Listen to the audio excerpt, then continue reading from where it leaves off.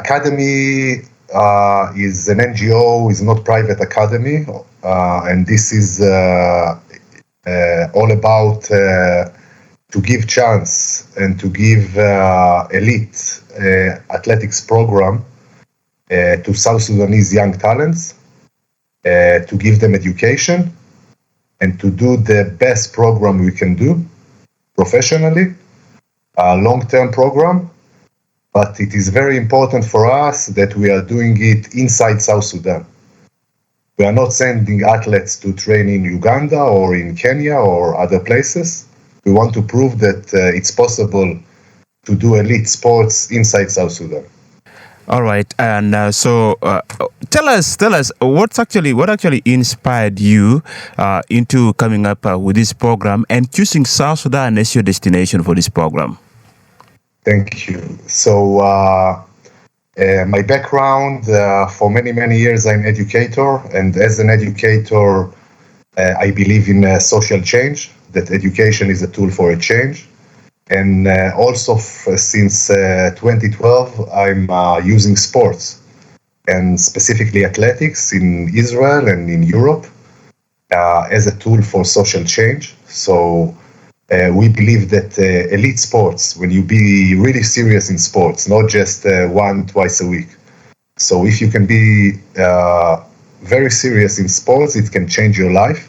It doesn't mean that you will be Olympian or you will make a lot of money, but you will change your life and your attitude to life because you're inside of professional and very good program. So this I did for some years in Israel. I built a club with partners named Eli Athletics Club that include athletes from refugee athletes and immigrant athletes and veteran Israeli athletes all together. And we gave this program. After it, I was working for World Athletics. I was athlete refugee team manager. I coordinated refugee athletes from all over the world. And after I finished this mission, I decided I want to come to South Sudan. I was my friends in Federation, Marco and Majok. I called them and we decided they invite me to South Sudan. Why South Sudan? Because South Sudan is special, and I know South Sudanese people, and I had South Sudanese students in Tel Aviv for many years. So I waited very long to come to South Sudan and to try to do this kind of project together. So tell us, who are these children that under your targeted program particularly? I mean, children from what age, children from what states, children from what backgrounds? Okay, thank you. So it's very important for us when we started in 2024, September, we founded the NGO and we established the camp. We decided the camp will be in Chukudum, Eastern Equatoria, because it is isolated, because there is good education, and because they have tradition there and high altitude for long distance athletes. And we started recruit athletes. It was very important for us to take athletes from different states and different ethnic groups. So we have athletes now from 6 different states in South Sudan. We have athletes from Awil, from Rumbek, from Wau, from Juba, of course, from Torit, from other places also in Eastern Equatoria. So we bring all of them together. So the program is also very important. It's education, it's sports, but it is also peace building. I can tell you it's not easy. People from different backgrounds and cultures, girls and boys. We have 25 now with full scholarship in Chukudum National Camp. It's not easy to live together, but they make the effort, and they are like small South Sudan there that live together and support each other and overcome the different backgrounds. So we are looking for the best young talents. We are taking now only young athletes. We're looking for the new generation. We recruit now athletes age 13, 14, 15, and give them scholarships and have patience that they will develop step by step. All right. You said you are getting these children from different backgrounds, taking them to Chukudum. I mean, is it only the athletics academy where they're actually nurture talents in athletics, or they are also attending regular schools? Yeah, it is. We have in Chukudum, it is very important. We have full program. What does it mean? We have a camp, so we support roof, and we support housing, accommodation. We support these athletes by food they need. They eat 3 times a day. We support school. They go to local school. The schools in Chukudums are good. All of them are going to primary and secondary school. So they wake up in the morning, they do a training, they go to school, they come back, take a rest, they do another training every day like this, except Sunday, like 12 sessions every week, 12 sessions, 6 days a week. So they are very busy. It's very important for us, as I said, peace building, and we want to build leaders that will show not anyone can do this kind of program. It's very tough. People sometimes think athletes are having fun, are traveling abroad, or no, it's very tough program. So we want them to be also leaders and to give back to community. I'm very happy that one of our best athletes, John Abiech from Awil, now he studied, he completed his studies for level 1 coaching, and is now coaching the new generation, the new kids there in Chukudum. So we see it as a holistic program that we will touch everything for these special talents. All right. So something I really want to understand, these are young children. I mean, how have you been able to manage getting them from their families that you're taking them for training? We are using, we are connecting the local federations. Also, South Sudan Athletic Federation help us with this. And we are connecting local leaders that will explain the families. Sometimes families are in the village or they are not speaking English so well. So everywhere in Awil, you have a very strong club there with Coach Pabino in Rumbek. So we're connecting the families. We have a national coordinator in Juba. Her name is Sunday Amum, and she also in touch with the families. They know they can call her and ask for everything. So this is how we do it. And it's not so rare. I mean, everywhere in South Sudan or maybe in Africa, families wished the opportunity to send their kids to very good program. And I hope we are building this kind of program. All right. And, many areas within South Sudan, they still struggle with access to basic education. And I don't understand why you choose to invest in athletics rather than education at such an early age for these children. So maybe you can tell us how you balance it with the formal education. Okay, thank you. This is a great question. And as I told before, I'm an educator. I work in high school. And I had many initiatives in education. So I see it, the answer is IMAGINE Academy South Sudan, it's educational program. It's educational program using sports as a tool to gain and to be a better person, and then to give back to community and to give back also to the country. So all over the world, athletes, professional athletes, they are started in age of some sports in age of 6, 7, 8. In athletics, you don't need, you can start age of 12, 13, 14, and you try to develop yourself to be a professional athlete, or maybe to gain scholarships abroad, or maybe to gain scholarships inside South Sudan. So this is not early age. And education and sports are going very, very well together. I will explain very simple. When you do hard training, after hard training, it doesn't matter if it is volleyball or basketball or athletics. After hard training, you need a rest, you need recovery. So you go to school. You sit, you use your brain for 5 hours, 6 hours. Then you go back, you do another training, okay? So, I mean, if an athlete need to go to work in the field 6 hours, he cannot be an athlete. But athletes can combine with education. It's perfect. You can see it everywhere in the world, in the US, in Europe, that they have programs that combine education and sports. So to invest in these sports, it is to invest in education. It's not a different target.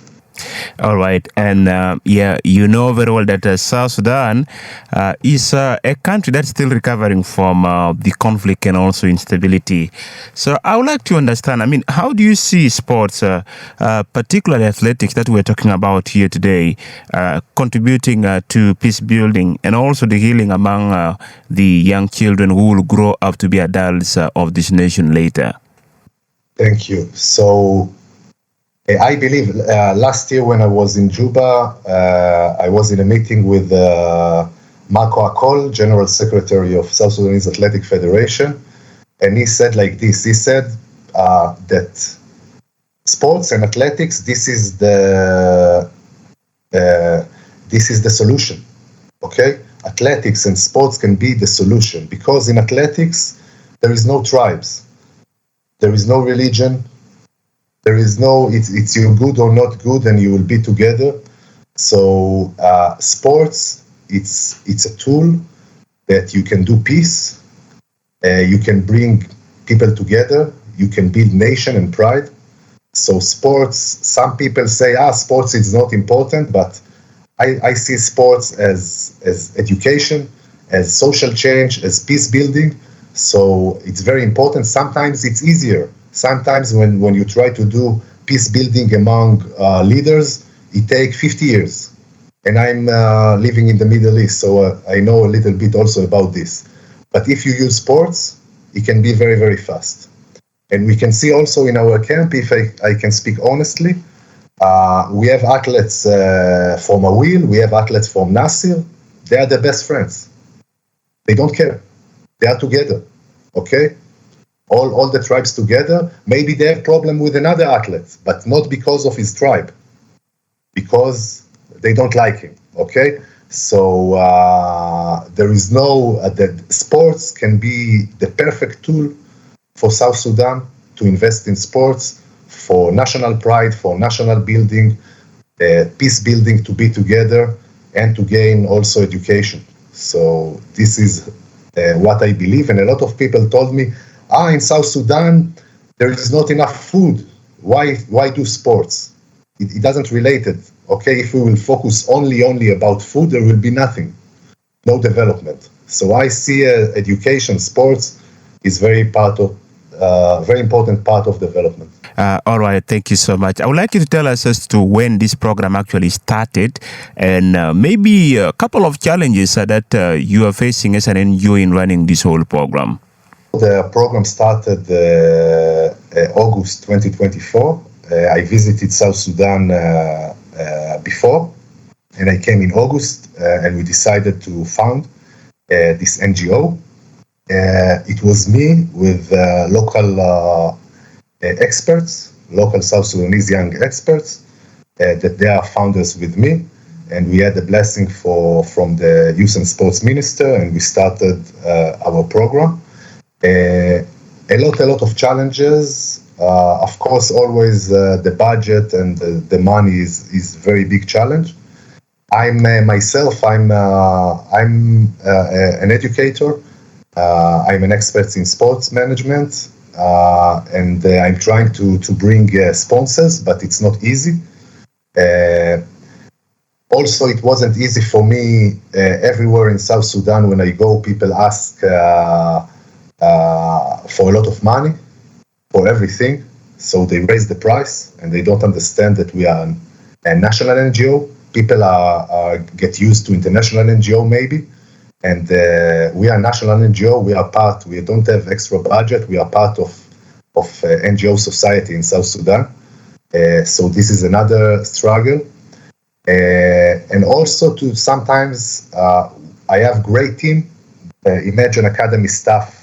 All of them very young and very motivated doing most things as volunteers and pushing together. So we have very strong staff, but sometimes to move, to push the community, to explain the community, and it doesn't matter. It's the same in Juba or in Awil or in Torit or in Chukudum, that they need to help us, they need to support us, that we are doing it for them and with them. This is not always easy. Another thing is planning. We organized this year, before 2 years, there are almost no competitions in athletics in South Sudan. So we understand we need to organize by ourselves. And our athletes did this season 10 to 12 competitions, every athlete in South Sudan and abroad. It's very important to plan and to do it in advance. For upcoming seminar next week, all is ready. The lists are there. We are fully booked.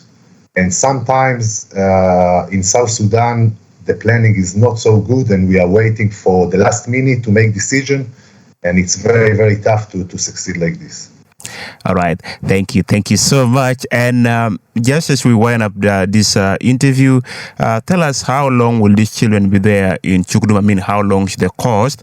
And what do we expect of them? Okay. So the program, it's full program, 12 months, because in athletics, you have to train always. So even it's not like boarding school that you are coming home for 2-3 months. No, also in Christmas, and they will stay and train and be ready for competitions. So it's all the year. Athletes will be there according to their targets and development. If athlete is not good in running and not good in school, he will be released and go back home.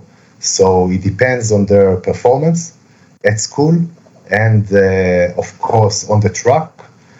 What we are heading, last year when we started, I said the target should be 20 Olympic Games of 2032. And now I can say we targeted next Olympic. With 2 or 3 athletes, we want to try to achieve standard to go next Olympic in Los Angeles. This is one. We have a very special girls program that target Dakar Youth Olympic Games next year in Senegal, in Dakar, World Olympics for under 18. So we're preparing also athletes for this event. And we want to build girls and boys in all levels and all categories that will be ready to represent South Sudan when it's possible. All right. So currently, as we speak, how many are these children? We have 25 scholarship holders inside camp that receiving full program. We have another 40 kids in Chukudum community that are coming afternoon, not full program. And we have another 40 kids in Torit, also only afternoon program, not full program. They are coming afternoon every day for training. So this is what we have now.